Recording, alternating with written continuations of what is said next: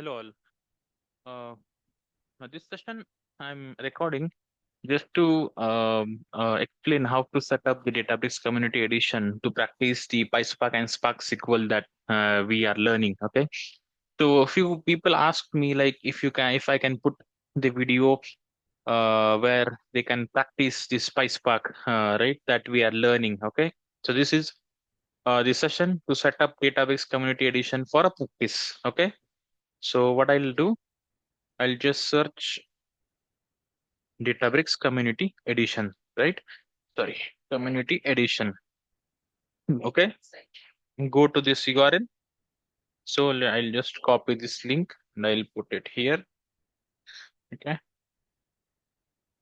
Oh, sorry. Let me copy this one. Yeah, this link. And so here, if you go to this link, click on sign up. Okay. I'll copy this link.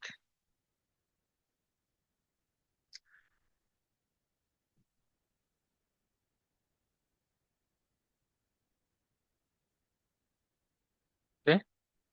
Fine. Uh, okay. Right.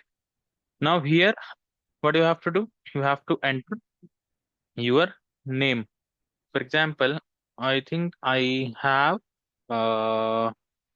my name already entered. So what I'll do, I'll enter, let's say, name of my child. Okay, just to not get any error, and I'll enter my email, right? 99755@gmail.com. Okay, fine. Company, let's say, NA. I'll not put any company. Phone is optional. Okay. Country is India. Okay. What do you want to build and run with Databricks? Learning and certification. That's it. That is fine. Okay. And click on continue. So, okay, this is required. Let's say the data engineer. Okay. Click on continue. Okay. We don't want to select any professional, anything, any cloud platform, right? What we have to do, get started with community edition. Okay.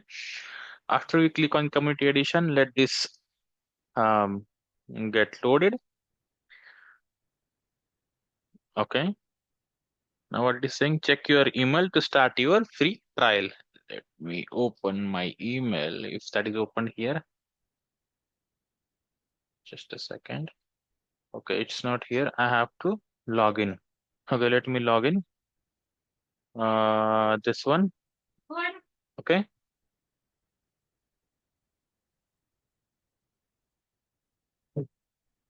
Let me log into email. This is fine. Not now.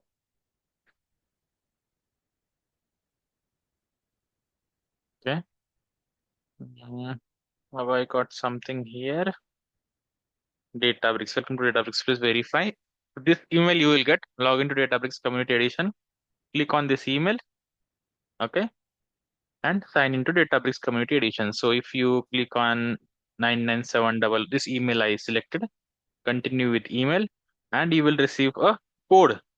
Okay. Every time you log out and log in, you will receive the code. So this is the code I have received. Let me copy this and put it. Just a second. Copy this and put it here. Okay. Now it is verifying. Right.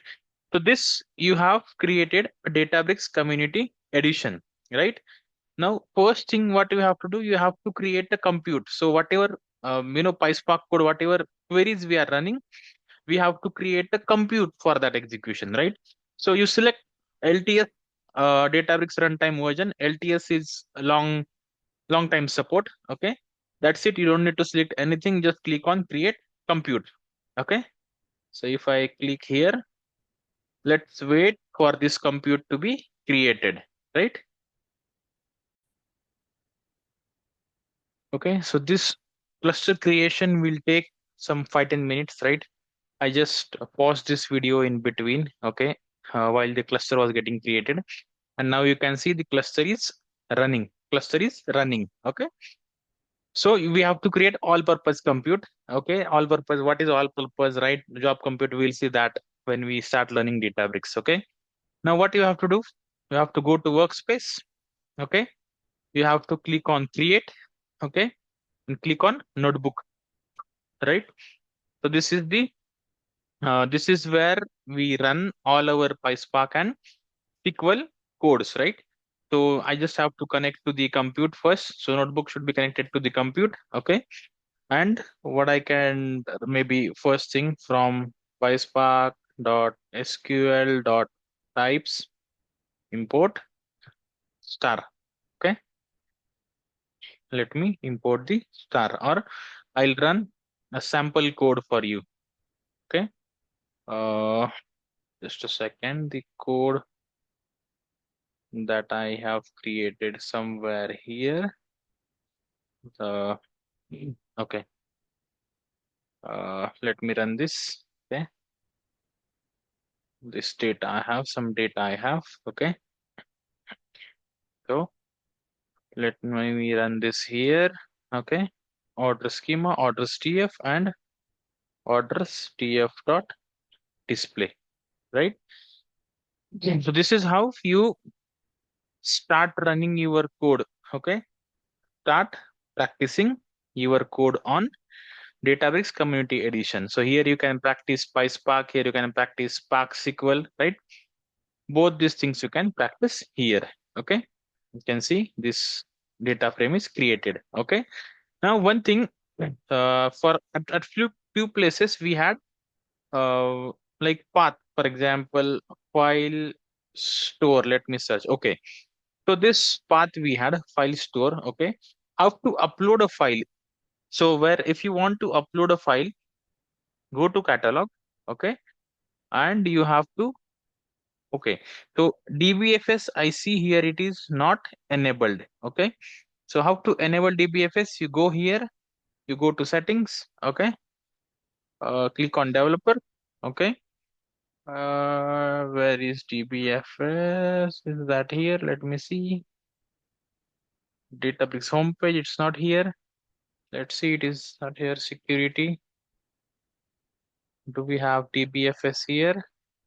No. Compute. No. Notification advanced. Okay.